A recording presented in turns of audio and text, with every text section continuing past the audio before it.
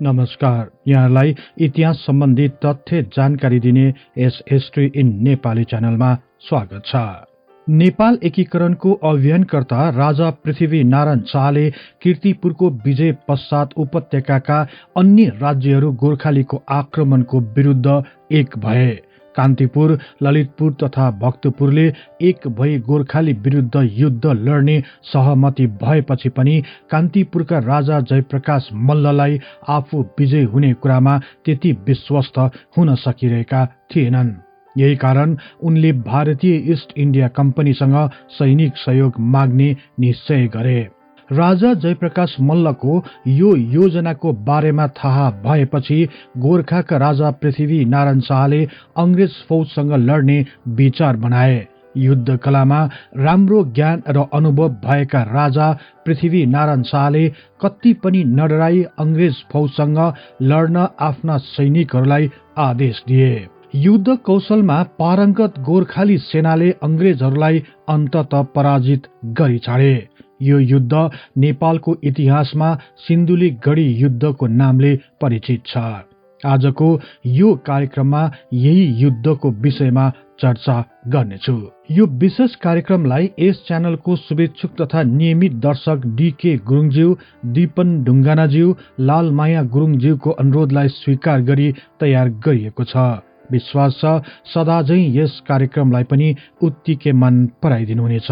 आउनुहोस् नेपाल तथा विश्व इतिहासको बारे तथ्य तथा प्रामाणिक जानकारी दिने उद्देश्यका साथ इतिहासका विद्यार्थीहरूद्वारा निर्मित यस कार्यक्रमलाई मन पराई लाइक, शेयर र सब्स्क्राइब गरिदिनु अनुरोध गर्दै म कार्यक्रम प्रस्तोता सार्थक नेपाल यहाँलाई हार्दिक स्वागत गर्दछु।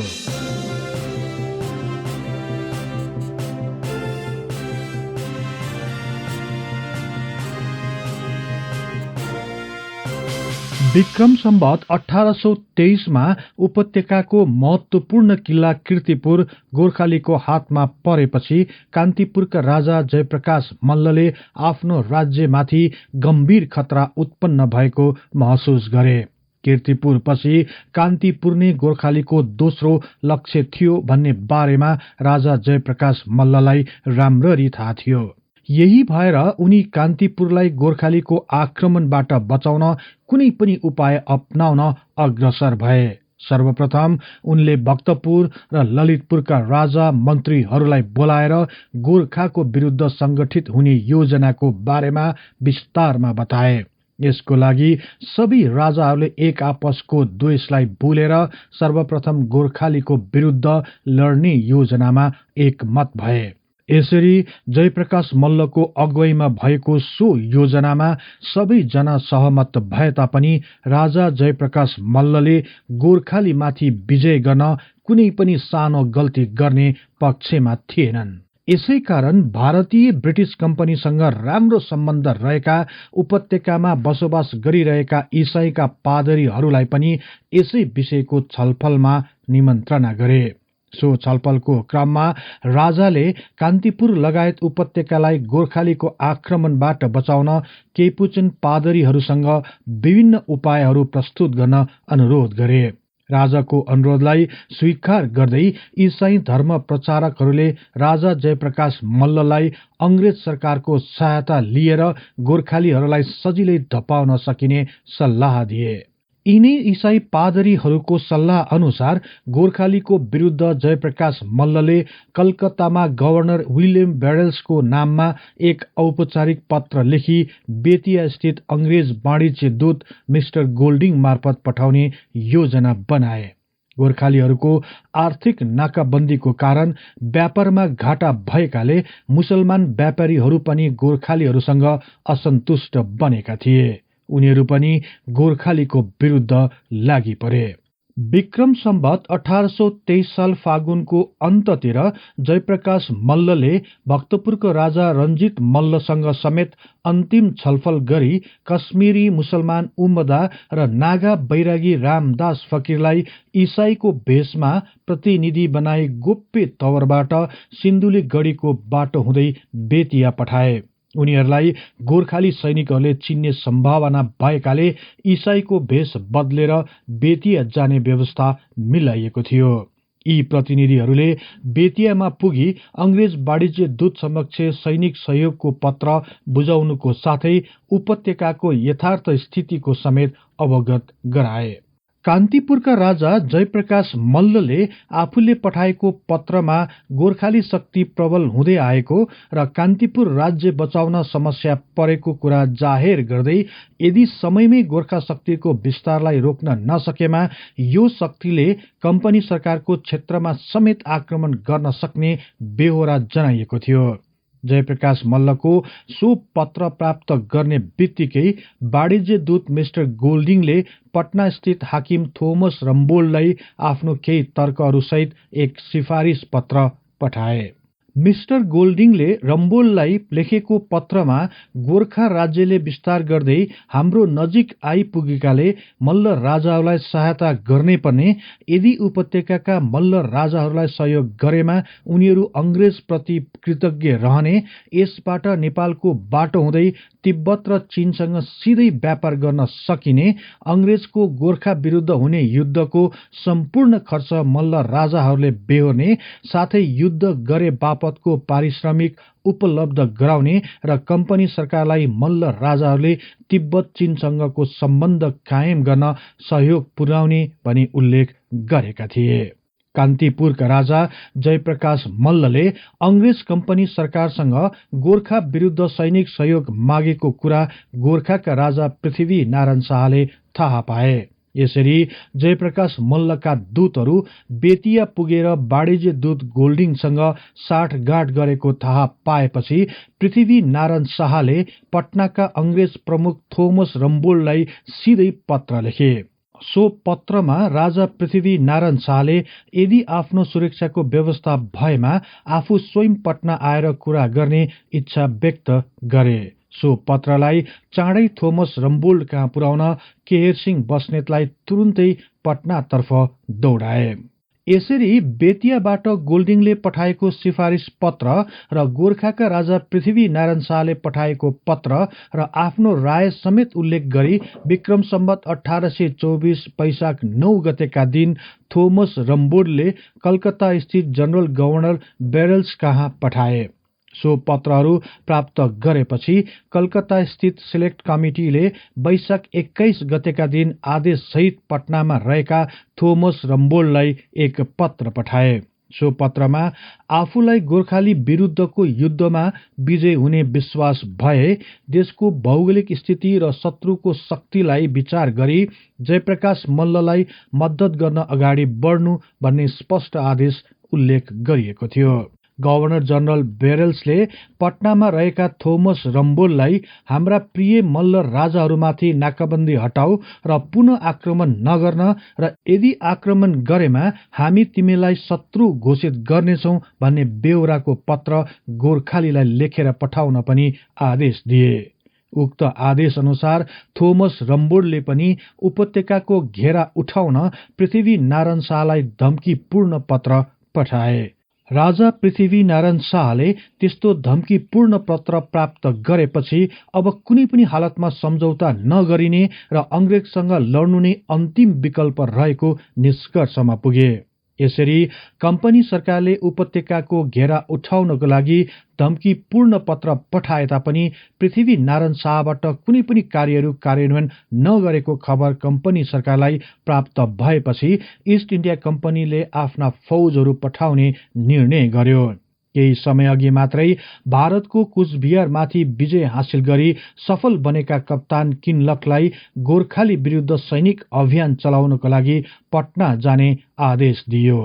अंग्रेजका अनुभवी र सफल कप्तान किनलक पटनामा पुगेर जयप्रकाश मल्लका दूतहरूसँग सम्पर्क राखे।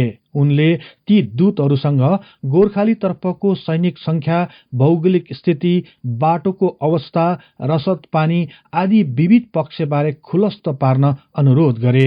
सोही क्रममा राजा जयप्रकाश मल्लको दूतले पृथ्वी नारायण शाहको गोर्खाली फौजको संख्या 50,000 रहेको, त्यसमध्ये 20,000 उपत्यकाको घेरामा संलग्न रहेको र 30,000 चाहिँ आवश्यक भएमा तुरुन्तै उपस्थित हुने गरी आआफ्नो खेतीमा लागेको प्रश्न पारे। त्यस समयमा गोर्खाली फौजको संख्या केवल 12,000 मात्र रहेको भए तापनि जयप्रकाश मल्लको दूतले गोर्खाली विरुद्ध अंग्रेजको धेरै ठूलो सैनिक समूह प्राप्त गर्ने उद्देश्यले गोर्खाली फौजको संख्या धेरै रहेको उल्लेख गरेका थिए। त्यसपछि उनीहरूले वर्षाको समय अगाडि नै गोर्खाली फौजले कान्तिपुरमाथि आक्रमण गर्ने जानकारी गराई तुरुन्तै अभियान चलाउन अनुरोध गरे। यसपछि किनलकको फौजलाई कान्तिपुरको सिमानासम्म पुग्न ती दूतहरूले एउटा कार्ययोजना बनाएर किनलकलाई बुझाए। यो कार्ययोजना अनुसार पटनाबाट दरभंगा 25 कोस टाढा रहेको यहाँ रसद पानी सहजै प्राप्त गर्न सकिने, दरभंगाबाट जनकपुरको दूरी 19 कोस रहेको र यहाँ पनि रसद पानीको अभाव नहुने कुरा जनाइयो। त्यस्तै रानी पौवाबाट 15 कोस पार गरेपछि सिन्धुली पुगिने, तर यहाँ भने पानी पाइए तापनि रसद नपाइने, सिन्धुलीबाट खुरकोट 9 कोस टाढा रहेको र यहाँ रसद पानी पाइने, खुरकोटबाट झांगाझोली 6 कोस टाढा रहेको तर यहाँ पानी पाइए तापनि रसद नपाइने र झांगाझोलीबाट पनौती 16 कोस टाढा रहेको तर यी स्थानहरूमा हुने रसद पानीको व्यवस्था पनि राजा जयप्रकाश मल्लले गर्ने भनी उल्लेख गरिएको थियो। यस प्रकार किनलकले सबै जानकारी सहितको कार्ययोजना प्राप्त गरिसकेपछि आफ्ना मातहतका सैनिकहरूलाई सम्पूर्ण तयारी गर्न आदेश दिए। यसै ताका कलकत्ता स्थित ईस्ट इन्डिया कम्पनी कलकत्ताको छनौट समितिले रम्बोललाई एक पत्र पठाई अभियान असफल भएमा त्यसको सम्पूर्ण दोष रम्बोलमा रहने र कम्पनी सरकारको इज्जतमा समेत धक्का लाग्ने भएकाले सफल हुने पूर्ण भरोसा भएमा मात्रै सैनिक पठाउनु नत्र बेतियाबाटै फिर्ता गर्न पनि सुझाव दिए। यसका साथै त्यहाँको भौगोलिक परिस्थिति एवं मौसम प्रतिकूल भएमा र शत्रुको संख्या अधिक भएमा पनि सैनिक अभियान नचलाउन सुझाव दिए। कम्पनी सरकारको यस्तो प्रकारको सुझाव आए तापनि भर्खरै युद्ध विजय गरेर फर्केका किनलक भने गोर्खाली विरुद्ध सैनिक अभियान चलाउन आतुर थिए। उनलाई आफ्नो जितप्रति कुनै शंका नै थिएन।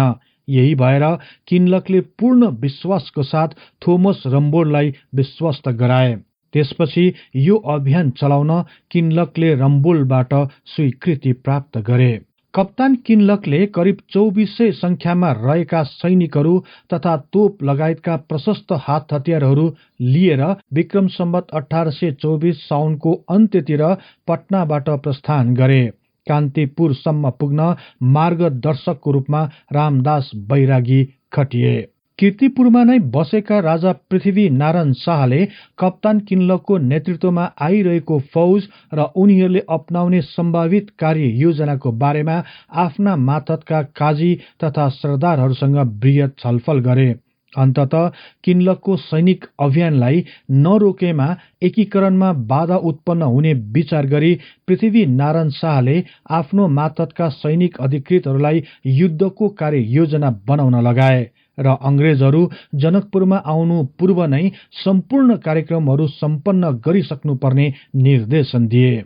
गोर्खाली सेनाहरूका सरदार तथा काजीहरूले अंग्रेज फौजको आगमन सिन्धुली गढी तर्फबाट नै हुने निश्चित भएको कुरा राजा पृथ्वी नारायण शाहलाई जानकारी गराए। यसपछि राजाले सबैभन्दा पहिले युवराजलाई नुवाकोट दरबारमा पठाए र उनी कीर्तिपुरमा नै बसेर सबै खटनपटन र व्यवस्था मिलाउनमा तल्लीन भए। राजा पृथ्वी नारायण शाहले अंग्रेजसँगको युद्धको लागि श्रीनाथगण, कालीबक्स, बर्दबहादुर, सबुज, पुरानो गोरखगण लगायत के खोडाधारी सेनाहरूलाई पनि उतारे। अंग्रेज फौजको तोपबाट निर्दोष जनताहरूको क्षति हुन नदिन र अंग्रेज फौजलाई रसद पानीको अभाव गराउने उद्देश्यले जनकपुरदेखि सिन्धुलीसम्मको बाटोको आसपासमा बसोबास गरेका सबै जनतालाई सुरक्षित स्थानमा सारेर बस्ती खाली गराउनुको साथै सो बाटोको क्षेत्रमा भएका सबै खाद्यान्नहरू पनि सँगै लान निर्देशन दिए। यसपछि काजी वंशराज पाण्डे र काजी श्रीहर्ष पन्तलाई 700 जना जति सैनिकहरूको साथ सिन्धुली तर्फ दौडाए। उनीहरूको साथमा खुकुरी, धनुकाँड, घुइत्रो, तरबार साथै केही बन्दुकहरू पनि लान स्वीकृति दिए। त्यस्तै हरिहरपुर क्षेत्रतर्फ रामकृष्ण कुँवरको नेतृत्वमा 300 जना गोर्खाली सैनिकहरू पठाएर त्यताबाट हुन सक्ने आक्रमण रोक्ने व्यवस्था गरे। यसपछि सिन्धुली गढी अर्थात मूल गढीको रक्षार्थ सिन्धुली गढीका रक्षक खजान्ची वीरभद्र उपाध्याय र सरदार सिकारी वंशु गुरुङलाई 500 सैनिकका साथ खटाए। सिन्धुली गढी भन्दा केही तल रहेको अर्थात सिन्धुली गढीको आडैमा रहेको पौवा गढी एक सामरिक महत्वको स्थल हो। यो पौवा गढीलाई आडा पनि भनिन्छ। यस गढीको रक्षार्थ वीरभद्र उपाध्यायको नेतृत्वमा करिब 200 जना सैनिकहरूलाई खटाइयो। त्यस्तै सिन्धुली गढी भन्दा करिब 15 किलोमिटर टाढा रहेको ढुङ्ग्रे बासमा सरदार सिकारी वंशु गुरुङलाई खटाइयो। सरदार वंशु गुरुङले 300 को संख्या रहेको सैनिक समूहलाई नेतृत्व गरेका थिए। सरदार सिकारी वंशु गुरुङ जोसिलो बहादुर हुनुको साथै हात हतियार चलाउनमा ज्यादै पारंगत थिए। आफ्नो धनुकाँडबाट टाढा रहेको वस्तुमा सही निशाना लगाउनमा माहिर थिए। यसका साथै सिन्धुली र यसको वरिपरि क्षेत्रको राम्रो जानकार पनि भएकाले दुश्मनको हरेक चाललाई सहजै टक्कर दिने क्षमता राख्दथे। यही खुबीका कारण उनी गढी भन्दा धेरै तल गई बसेका थिए। सरदार सिकारी वंशु गुरुङले सबैभन्दा पहिले सो क्षेत्रमा मकवानी राजाले लगाइराखेको सिस्नो घारीलाई यथावत छोडिदिए भने सोही स्थान वरिपरिका रुखहरूमा रहेको अरिङ्गाल र बछ्यौको गोलाहरूलाई जस्ताको तस्तै राखिदिए। त्यसपछि आफ्ना मातहतका सबै सैनिकहरूलाई अरिङ्गालको टोकाई र सिस्नोको पोलाइबाट बच्न तेल, कालो मोसो र झारपातको रस शरीरभरि दल्न लगाई जंगलमा लुकेर बस्न र हात हतियारहरू तयारी अवस्थामा राख्न निर्देशन दिए। वर्षाको मौसम सुरु भइसकेको हुनाले खराब बाटोको कारण कप्तान किन्लक र उनका फौजहरूलाई ज्यादै मुस्किलको सामना गर्नु पर्यो। जसै तसै उनीहरू सिन्धुली आइपुगे। कप्तान किन्लक र उनका सहायक हार्डीले गोर्खालीहरू उपत्यकाको नाकाबन्दीमा व्यस्त रहेको र सिन्धुली तथा जनकपुर क्षेत्रका बाटोहरू खाली हुनुको कारण यहाँका मानिसहरू अंग्रेजको शक्तिबाट डराई भागेको शंका गरे। अंग्रेज फौजहरूसँग खाद्यान्नको कमी भएको र त्यहाँको बस्ती पनि उजाडिएकोले सिन्धुलीमा आइपुगेर बिहानको खाना खाए। सोही दिनको साँझ खुरकोटमा बास बस्ने उद्देश्यका साथ आफ्नो अभियानमा अघि बढे। उनीहरूले बाटोमा थप रसद प्राप्त गर्न नसकेको र प्रतिकूल मौसमको कारण किन्लकको फौजलाई ज्यादै कष्ट भइरहेको थियो। सिन्धुलीबाट खुरकोट पुग्न निकै उकालो र दुवैतिर घना जंगलले ढाकेको साँघुरो बाटो पार गर्नु पर्थ्यो। अंग्रेज फौजहरू बिस्तारै सिन्धुलीमा खाना खाइवरी उकालोतिर लागे। यतै वरिपरिको जंगलमा लुकेर बसेका सरदार वंशु गुरुङले सबैलाई त्यहाँबाट उकालो जान दिए। किनकि वंशु गुरुङ र वीरभद्र उपाध्यायले पहिले नै अंग्रेज फौजलाई जालमा पार्ने नीति बनाएका थिए। अंग्रेज फौजहरूले भरियाहरूलाई अघि लगाए। भरियाहरूसँगै सहायक कमान्डर हार्डी पनि बिस्तारै उकालो चढ्न थाले। उनीहरूको पछि पछि अंग्रेज सैनिकहरू हिँड्न थाले। यही समूहमा क्याप्टेन किन्लक पनि सँगै थिए। अंग्रेज फौजको अघिल्लो पंक्तिमा रहेका भरियाहरू बिस्तारै उकालो चढ्न थाले।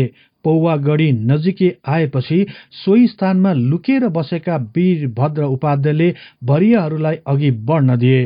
उनीहरूका पछि पछि किन्लकका साथमा अंग्रेजका सैनिकहरू पौवा गढीको उकालो चढ्न लागेका मात्रै थिए।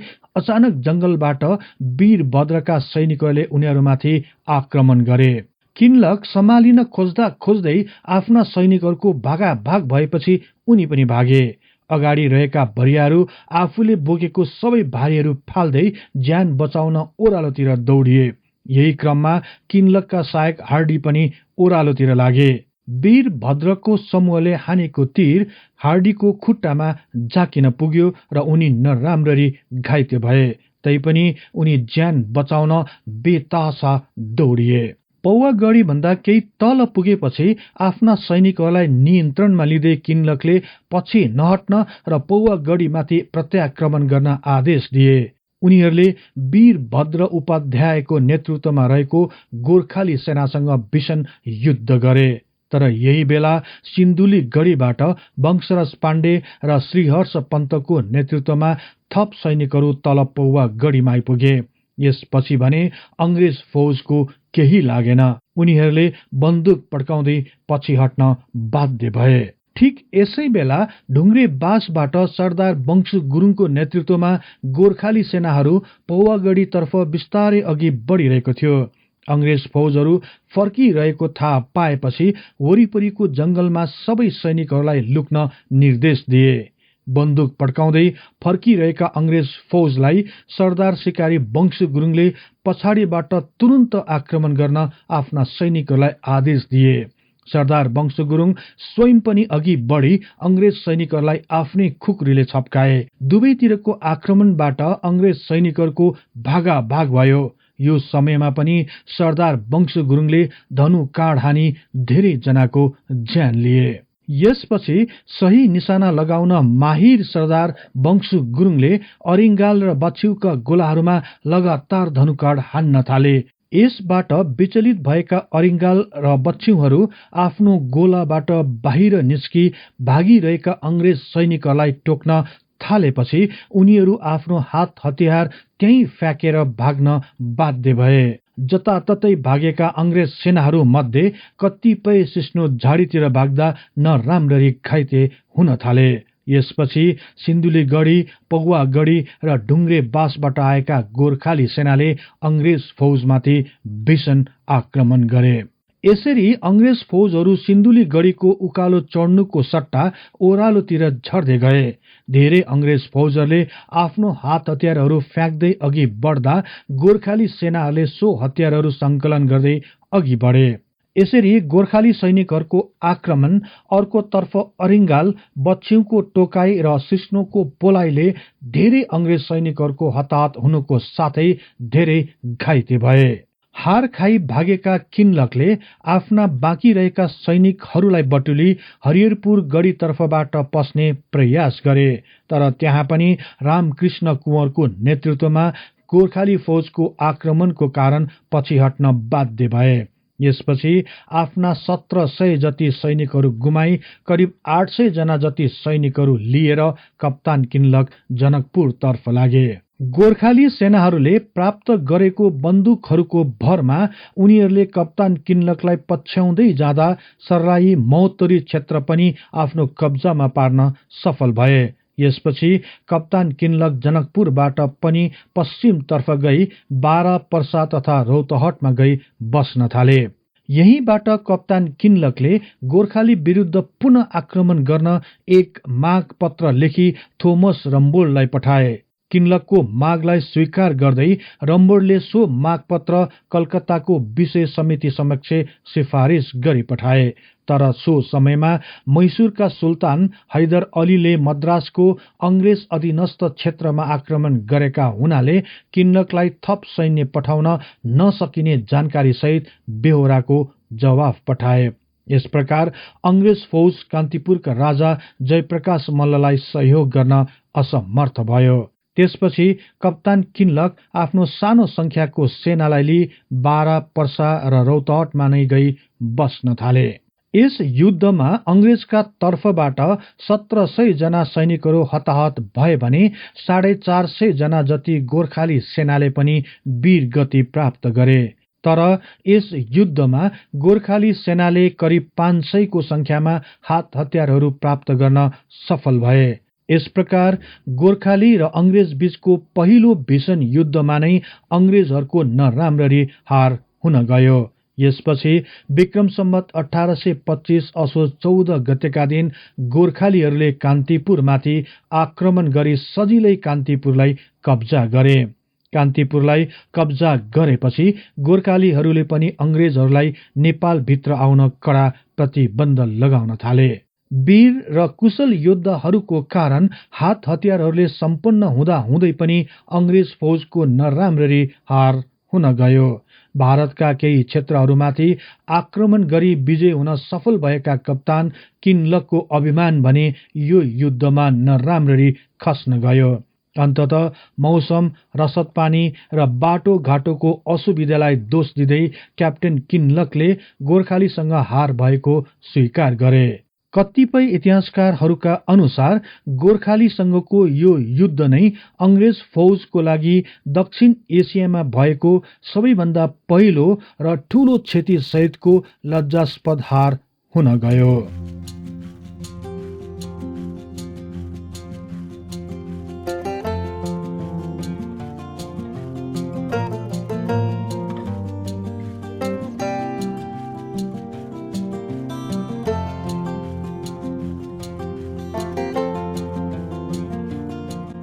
यो कार्यक्रम यहाँहरूलाई कस्तो लाग्यो कृपया कमेन्ट बक्समा लेखी पठाउनुहोला। यस्तै रोचक तथा तथ्य इतिहासको लागि हिस्ट्री इन नेपाली च्यानललाई सदैव सम्झनुहोस्। इतिहासको कुनै पनि कालखण्डबारे तपाईलाई सुन्न र बुझ्न चाहना राख्नु भएको छ भने तल रहेको कमेन्ट बक्समा उल्लेख गर्नुहोस्। हामी सो बारे प्राथमिकताका साथ कार्यक्रम बनाउने नै छौं। जाँदा जाँदै यस च्यानललाई लाइक, शेयर र सब्स्क्राइब गर्दै बेल आइकनमा क्लिक गरी हाम्रो यो तथ्य इतिहासको बारे ज्ञान प्रसार गर्ने लक्ष्यलाई साथ दिनुहोस् भन्दै अर्को कार्यक्रममा फेरि भेट्ने बाचा गर्दै म सार्थक नेपाल बिदा हुन्छु। हवस् त, नमस्कार।